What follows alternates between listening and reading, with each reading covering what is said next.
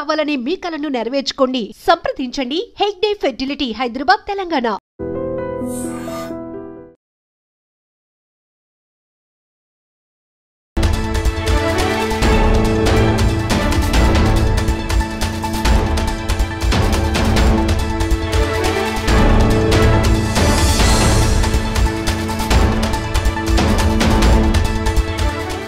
ఒక wedding card social మీడియాలో తెగ వైరల్ అయింది.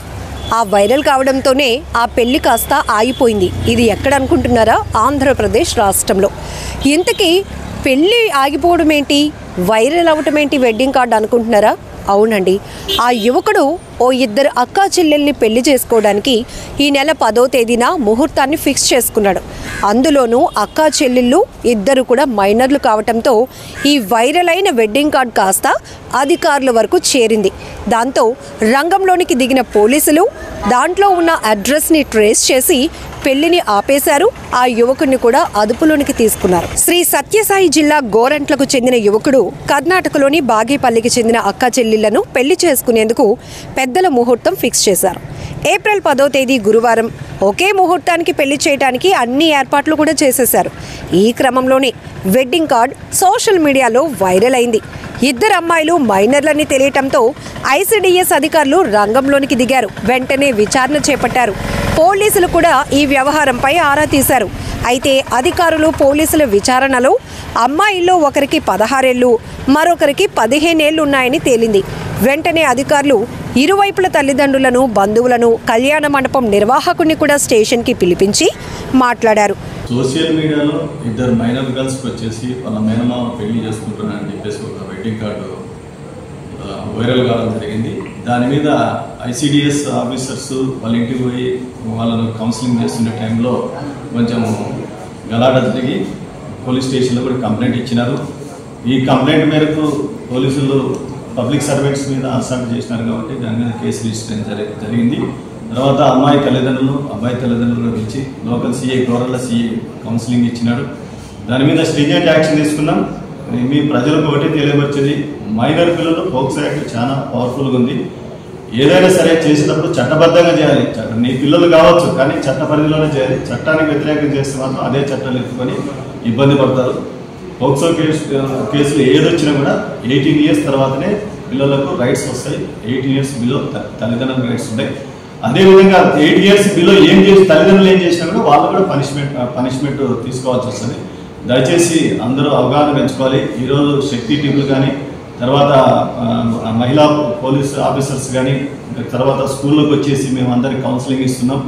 డిఎస్పీ లెవెల్లో, ఎస్పీ లెవెల్లో అందరూ కూడా మహిళా దినోత్సవం రోజు కూడా దీని మీద అవగాహన చేయడం జరిగింది.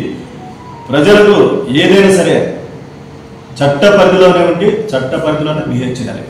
అనవసరంగా దాంట్లో ఇరుక్కొని కష్టాలు పడద్దు.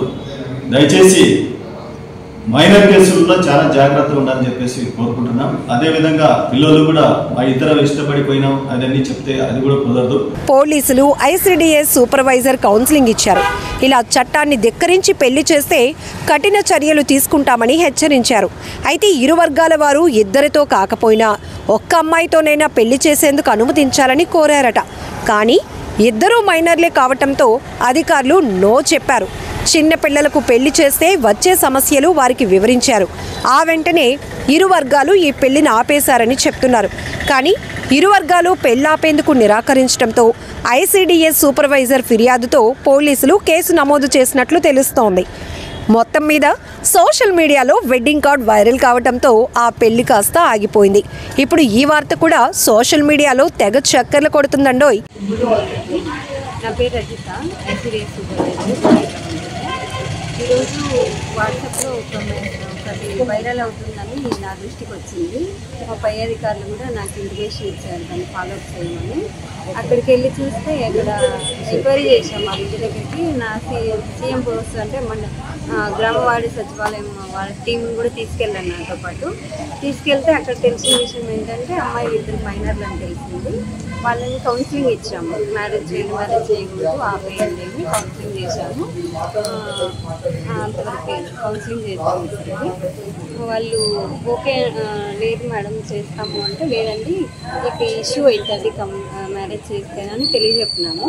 ప్రజెంట్ అయితే వాళ్ళకి కౌన్సిలింగ్ చేసాము. వాళ్ళు నచ్చ చెప్పడానికి ట్రై చేస్తున్నాము. వాళ్ళు ఒప్పుకోని పరిస్థితుల్లో దీన్ని ఎఫ్ఐఆర్ చేయించడానికి అంటే పోలీసులకి ఫిర్యాదు చేయడానికి సిద్ధంగా ఉన్నాము.